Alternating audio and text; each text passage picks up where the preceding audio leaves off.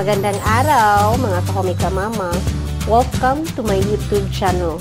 If you are new here, please don't forget to like, share, and subscribe. For today's video, pupunta kami ng Bantayan Island together with my brother's family. Actually, sponsored nila ang trip na ito. Umalis kami ng Miwalilla, Cebu mga 4 AM ng umaga papuntang San Remigio, Hagnaya Port at sumakay kami ng barko doon mga 6 in the morning and paki-google nyo na lang yung magkano yung fare ng sasakyan at ng mga tao. And sa time na ito ay malapit na kami sa Bantayan Island.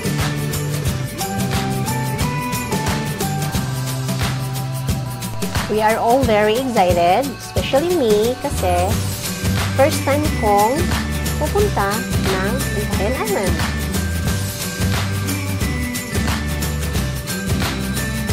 At this moment, we're about to dock at the port of Bantayan Island.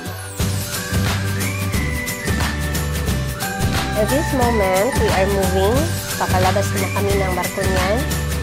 And actually, we park at the back part of the ship kasi nga doon kami pinapark ng crew kahit na hindi masyadong marami yung mga sasakyang nakasakay. And ingay namin dyan kasi nga excited kaming lahat.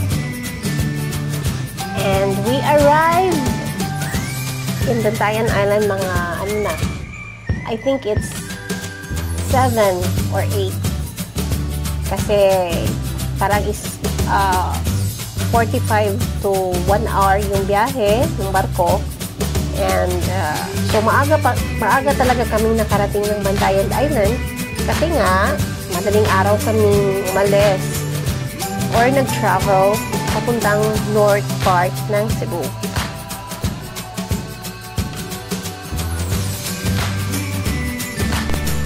Mga kahomika mama, i-google search nyo lang yung time schedule ng mga barko. I think dalawang barko yung bumabiyahe from Hagnaya Port to Bantayan Island. And may mga schedules na sila na nakapost sa internet. You can google it. And andun na rin yung mga fare rates ng passenger at ng sasakyan.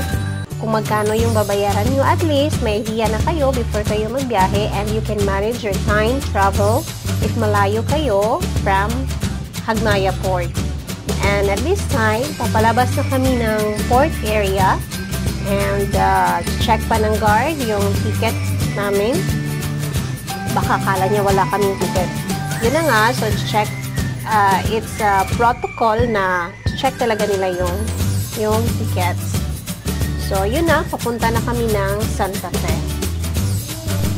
So, papunta na kami nung bahay na nirentahan namin kasi nga may kakilala kami dito. Or yung sister-in-law, kung may kakilala siya dito na yung marami kami kasi daw dito sa Bantayan Island na mga house turn into house for rent per day yung rate mo. So, yun, papunta na kami. Our first stop sa mga beach resort dito sa Santa Fe, Bantayan Island, Cebu, a walking distance away from the house we rented. So, naglakad lang kami dito, papunta rito. I think it's a 10 to 15 minutes walk.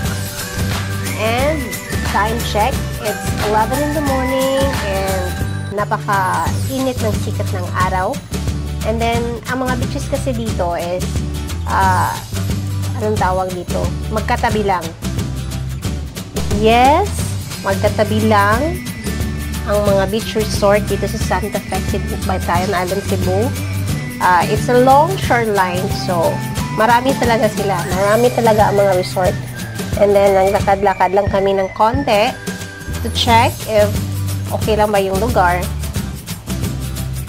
Pagkatapos namin maglakad-lakad sa isa sa mga beach sa Santa Fe, pumunta naman kami sa susunod na municipality, the Municipality of Bantayan, and we visit St. Peter and Paul Parish Church. Pasensya na po kayo sa haggard kong face dyan. So, I am inside sa church and That is their famous Dibuho sa Kisame. Locals said the church was destroyed by Muslims in 1600s and was eventually reconstructed. Whether the story is true or not, this church is worth a visit.